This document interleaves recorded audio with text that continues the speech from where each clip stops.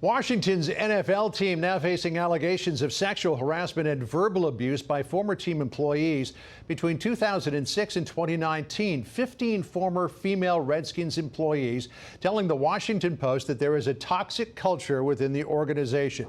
Team owner Dan Snyder was not involved in any of the allegations. Let's bring in sportscaster and Fox News contributor Jim Gray. And Jim, the unwanted overtures seem to kind of run the gamut here. Comments of a sexual nature, young women being urged to wear revealing clothing and flirt with clients to close sales deals. And this seems to be, with these 15 people making allegations, Jim, a pretty pervasive situation.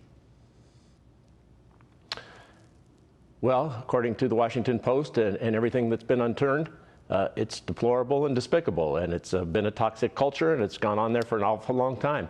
And these allegations and a lot of these things that have been said are very disturbing. The only woman who's come forward publicly so far, because most of the other ones have non-disclosure agreements, is Emily Applegate, who worked in the marketing department. She said, quote, "It was the most miserable experience of my life, and we all tolerated it because we knew if we complained, and they reminded us of this, there were 1,000 people out there who would take our job in a heartbeat." Your reaction to what she said, Jim?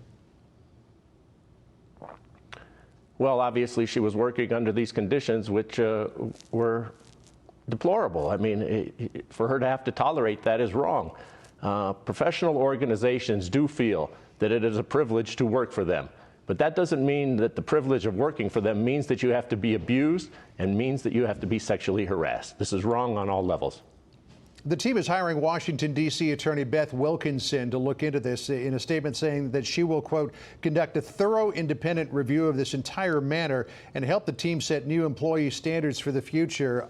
The 3 people have been fired in recent weeks as well. The radio broadcaster Larry Michael, the pro personnel director Alex Santos, and Santos assistant Richard Mann II. Does it sound like the team is responding swiftly enough and comprehensively enough to this?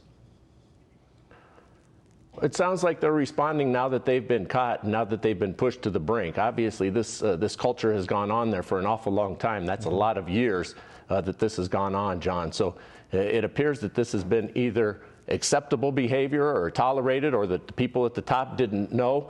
That's hard to fathom, that people who are running the organization don't know what's going on. But as of now, there has been nothing to implicate Bruce Allen, who was the former president, and Dan Snyder, who is the owner of the team. In fact, the Washington Post has said that they are not implicated in this at this time. However, this culture was pervasive. It did go on for an awful long time. So it's hard to imagine how, however many people did know, human relations never reported back to these people. So there's a lot of questions that have to be answered. This independent counsel is being hired by the team, so it's really not that independent. The NFL has come out and said that they will hear what she has to say. She has worked with the NFL before, worked with the NCAA. Philip Morris, rather. She is also represented. So this is an independent person, but it's being hired by the league, not by the league, but by the team. So how independent can it be for their client?